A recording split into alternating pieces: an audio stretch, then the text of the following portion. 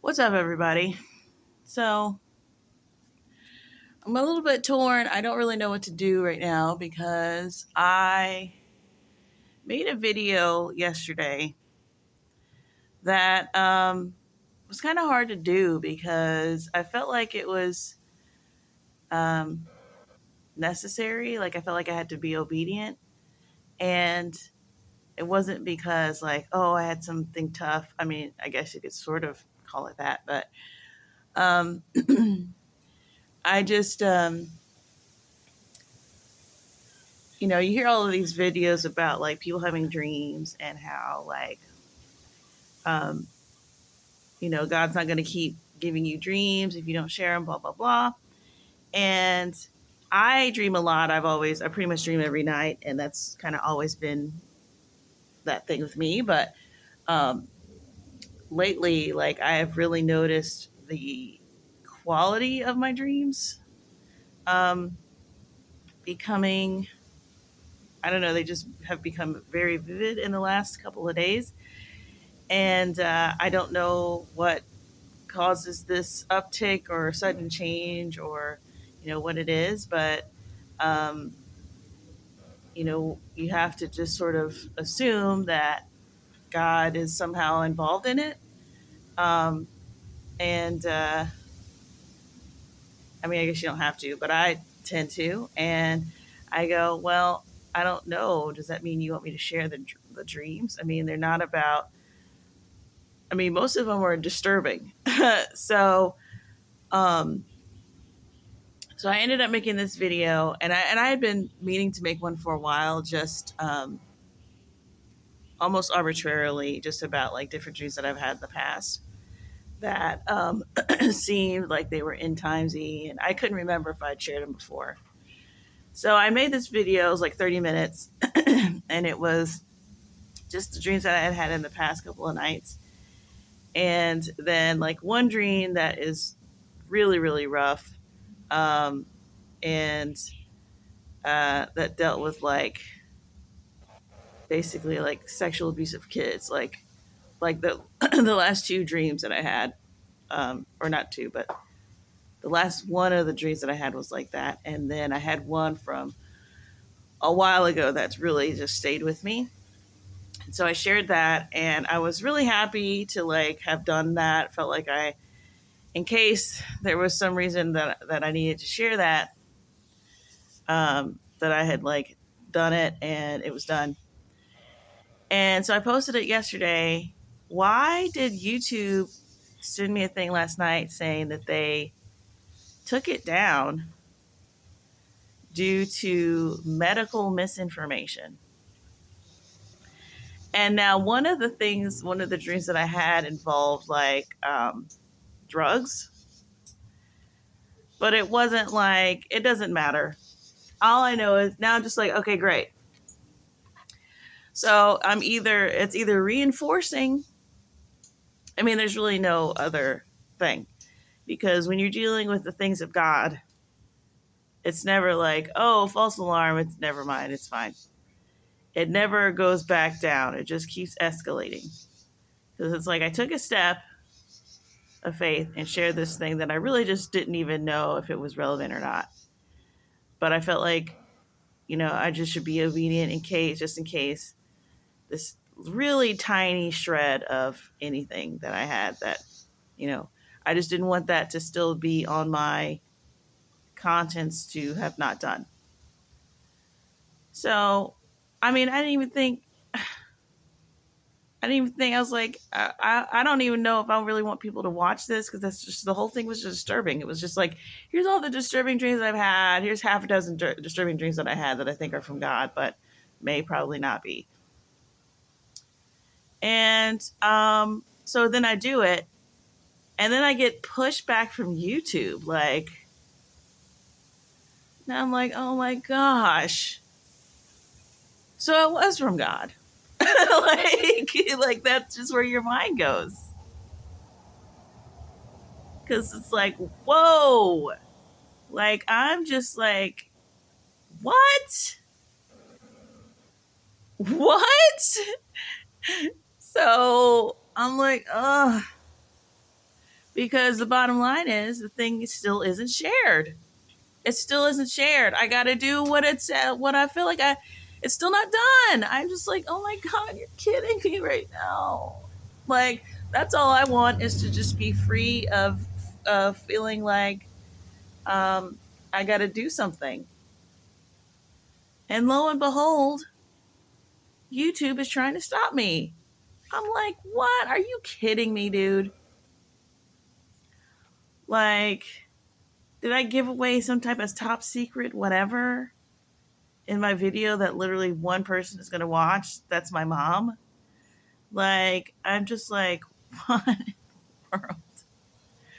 So it's really annoying. The only thing that's carrying me through is the fact that I still have the video. It can't be, obviously it can't be uploaded, but it's not like it's erased and gone forever. Like, that would just debilitate me. I absolutely hate that. It's like some weird. I think most people are like that, but I have this weird like Rain Man thing about like having to redo something that was technically already done. So, the only thing it didn't really, I mean, obviously it's not going to tell you like this is the part of the video that we had a problem with. It's also really jarring to be reminded that like someone is watching all of your videos. Like, I'm sure there's more people at YouTube have watched it than y'all have. It's really, really like unnerving. Um, but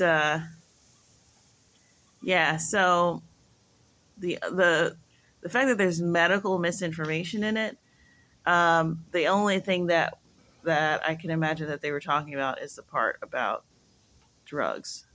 Or I think I did inadvertently mention uh, the disease. So, but I was just doing that in reference to like a time period. Oh my God, you guys. Uh, so I wish I knew how to like edit videos and all that stuff. Like, I'm sure it's relatively easy and whatever, but I'd have to go find the software. I don't even really have a computer right now. My child stepped on my laptop, and so now it has half a screen. But anyway, so I don't know if I should just like quickly run through them all. Like, really, the idea of it is just really debilitating. So I don't know if I could do it right now. But I was going to make a second video that same day and just didn't because I was too lazy. And I don't know, a weird thing came over me yesterday. Or I don't know, something happened because I was watching something just like the most random thing you could possibly think of. I was watching, there's a girl that does videos. She's a German um, woman, I guess, that lives in America and has for a while. And so she does videos about like just different things like German being used in movies and TV shows, and like, are they really saying the right words? And then she'll do like history things, contextual things about Germany and stuff.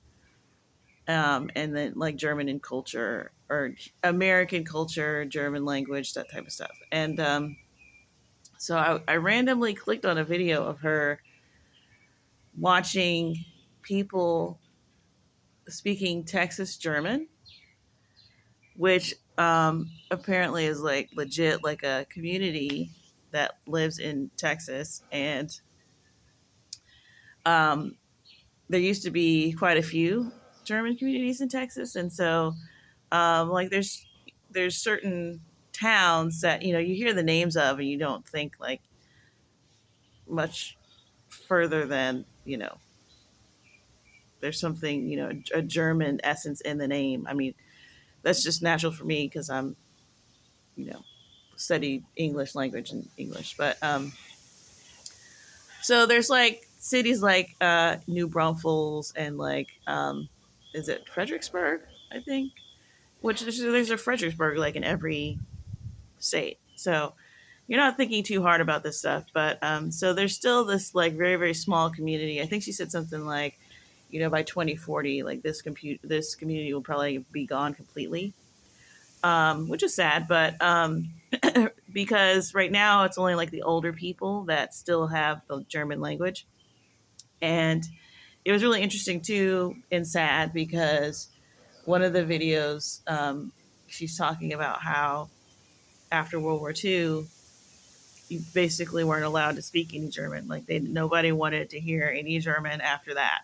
So they stopped teaching their kids German after that. So, um, because you weren't allowed to speak it. So like if they spoke it at school, they would be in trouble. So it's like, well, let's just like not even teach the kids. So there's like a gap where they just stopped teaching children German. And so it basically, um, slowly dying out and just basically being held up by like anybody who's still interested in it.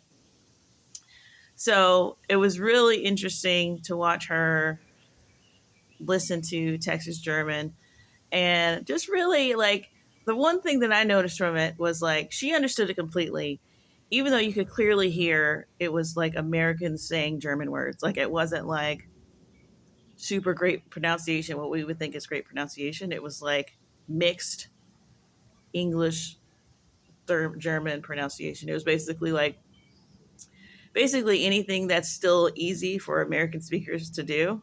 They were doing that part of it, but they weren't changing the R. They weren't doing these things. And I'm like, you know what? We should just be.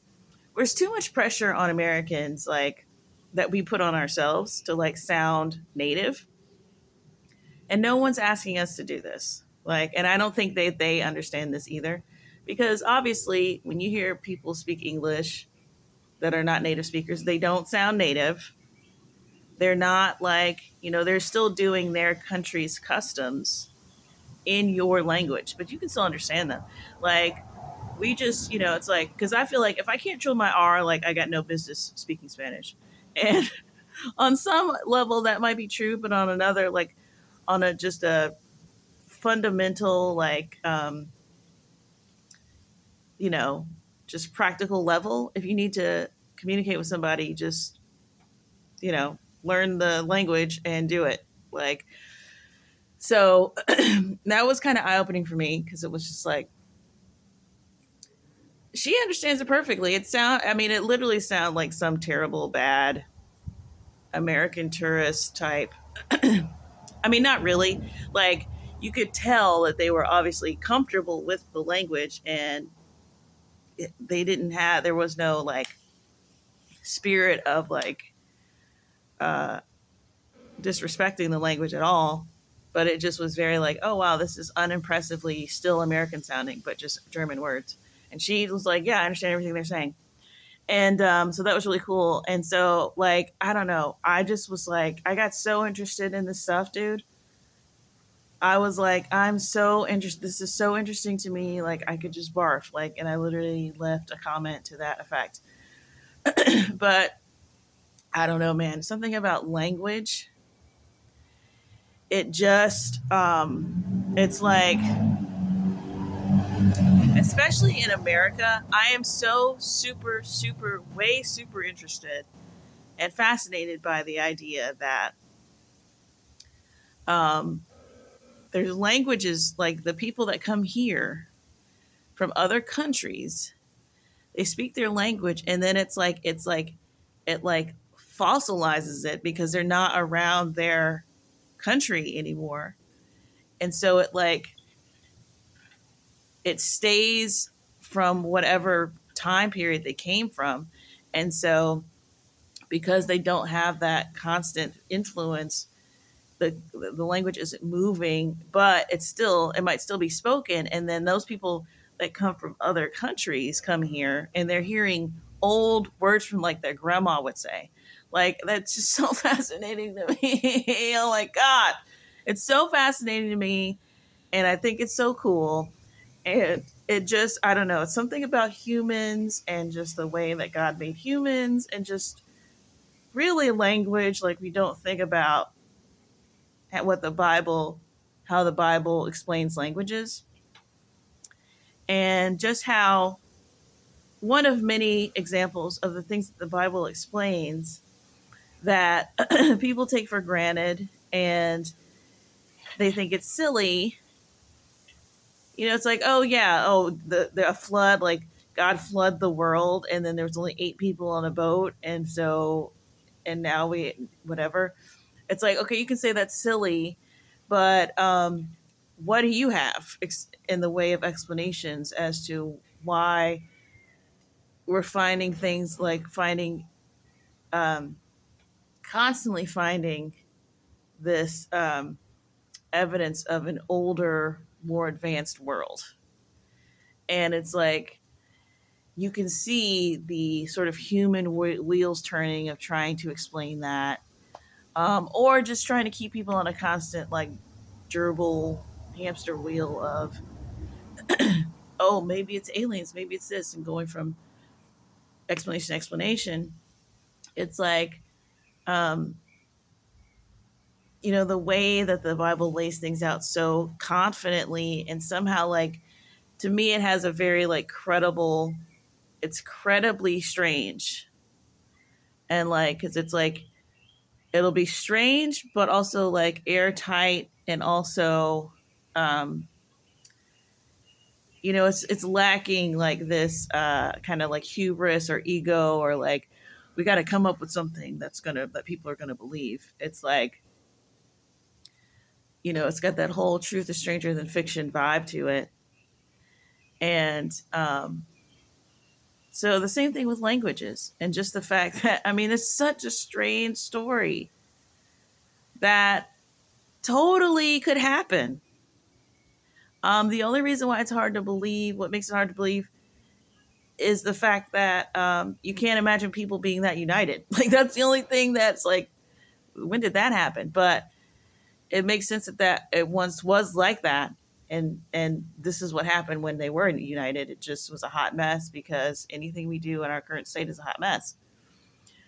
So this explanation of this Tower of Babel, and like God sort of dispersing the language, like, I don't think we talk enough about God made these languages, and the languages themselves is like, the evidence of, like, who's connected to who and where we've all been. It's just so profound to me. And then there's another video that she did for like, I guess there's multiple communities like this in America. And so there's one in Pennsylvania, and the people are called Pennsylvania Dutch. Um, it's not Dutch, it's German, which in Germany is called Deutschland. So Deutsch is the German, and I guess over time it got changed from Deutsch to Dutch. So she was doing a video on them, and she was having a harder time understanding them. And it's really interesting because she was explaining. It's also like hearing someone explain in English as an American. Like, she's listening to it, she's trying to catch the words, and she's explaining like what in the translation makes it strange, and like why, and you actually do like understand what she means. It's like, it's like if you heard an idiom that you never heard before. If somebody was like, the cat's out of the bag, and you're listening to it and you're like, I don't know if I heard this right. Like, I don't know what we're talking about now. Like, it was kind of like that. And also just like some of the words. So some of the words would have like English. They would take an English word and like make it German, like make it do German things. And she said they do that like at home where she's from, but it's like a slang thing, like that the kids do, like, which is basically the same process. But she just was surprised to hear that in certain words, and so it was like a mixture. And then another thing was like, certain words were changing over time, or there would be animals here that they had never seen there, and so they would have a different name for them than she, as a German, current native German speaker, had. So it's just super, super interesting. It's just so much evidence just in the language of like where a person lived, what time, when they came, and who's all related to them. Like it just was like so fascinating. And the other thing that I was going to say was like, I forget what I was going to say, but it was something like something similar to where they were making German words. They were Germanizing English words, and she sort of understood what they were doing. She was like, "Oh my gosh, that's so fascinating that they decided to do this for that," and so it was really cool. And but she overall had a harder time understanding the Pennsylvania Dutch. And then she was explaining like sometimes, there's just like here, there's like regional dialects, or like maybe England would be a better example, where you get to a certain place and you don't really understand them at all. So depending on where they came from, like what area they came from, and the time period, because the Pennsylvania Dutch community is way older than the Texas community. So a lot of that language, wherever the language was at that time, that came over here and like stopped, and that was as far as it went. Like there was a lot of stuff in there that she didn't quite understand. And then I was reading the comments. So then I was reading the comments, and this one comment was like, "I'm from southern Germany and I understood everything that they said." And I just started weeping, y'all. Like, I don't know what's wrong with me. I don't know if I'm like, am I pregnant? Like, what's going on? I just started crying. I was just crying because I can't even tell you. It just was so beautiful to me. Like, I don't know. Something, I can't even tell you what it was. I just responded to it. I just started bawling, dude. I'm telling you, man, I don't know what happened to me yesterday. But it was so like, oh my God, like this thing that we're doing. It's just like everyone is connected and everything is just effortlessly amazing. Does it feel spiritual? Do you feel like you're doing something spiritual right now? No, but it's like, it's like the Holy Spirit made these languages. Like even in church, that whole Bible story, it's kind of treated as like a cautionary tale, or like that whole thing is treated as a penalty. It's like they tried to make a tower to heaven, and God had to stop them. And I don't think even that we fully understand, or have we fully tried to understand why God said, if they accomplish this, like they'll be able to do anything. And the solution being to make it so that everybody spoke different languages. Like because they all spoke one language, and just the genius of using that as opposed to like, well, let's kill all of them and start over. It's like, well, let's just disperse the language. Let's just make languages. So the Holy Spirit made languages, and everybody just like stopped what they were doing because they couldn't understand anybody, and they went home to their house. I imagine that some of them spoke similar languages. I don't know that they all each spoke a separate language, but who knows? Maybe. But I remember taking a history of the English language and in college, and no one can really tell you like how languages began. It's not even really a question that we have. So we just kind of like many things, we neglect this big gaping hole in our knowledge while we think we know everything just because NASA looked into a friggin' Hubble telescope or whatever. It's like, okay, well, where did languages come from? Well, some people say, and then they just get bloviate and give you this whole thing of like, here's all the theories right now, so you don't know. And then, they want to make fun of the Bible explanation, but it's airtight and it's great. And it sounds like it came from somebody who was there. This idea that men used to live hundreds of years. I mean, that's like absolutely. Look at the wonders of the world that we have. Like, there was something here before this nonsense, and it was pretty great and grand and grandiose and seemed to involve creatures, or not creatures, but heavenly beings. And why do we have gods and all of these traditions? Oh, we just make that stuff up. Sort of like you are now. So anyways, and then the idea of like, on the day of Pentecost, like, the languages were restored, or it was like the unity was restored because the work of Christ had been done. Like, that's so profound, so much profound stuff going on. I don't know. I was thinking of it all at once or something, and it just made me like emotional. It was really weird. It was really weird. I was like, what is wrong with me right now? But just, I don't know, just thinking about, in a lot of these communities, like, they were like, why did they leave? Because they was great where they were?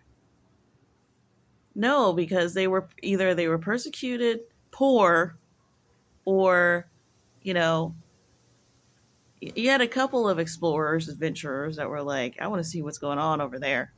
But for the most part, it was like, we got to go.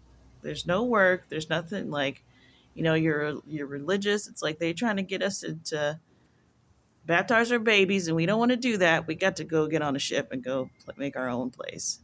Like, these were all like, it's like, why do we have Amish communities that are German and Dutch? And it's like, these are people that came from other places that wanted to live, an ascetic life. Like, so we got a lot of weirdos and a lot of people who, like, a lot of nonconformist type of blood here. And that's not like us being, oh, American exceptionalism. It's like, look how this place, like, it's no wonder.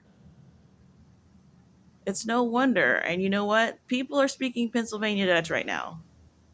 And that was another thing too, is like, she was like, they were saying things that we would say in English in German.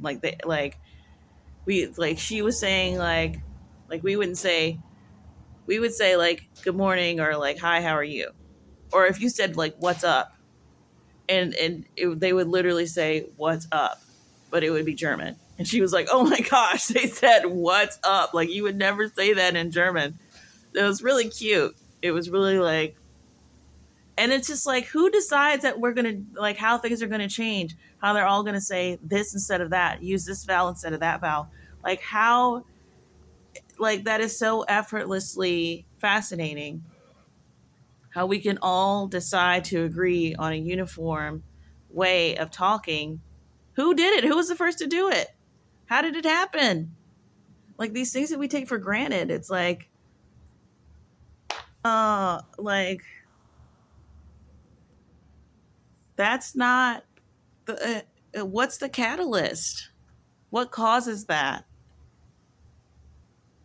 That's spiritual to me, because it's invisible, and it just happened. Nobody pushed it. There was no meeting,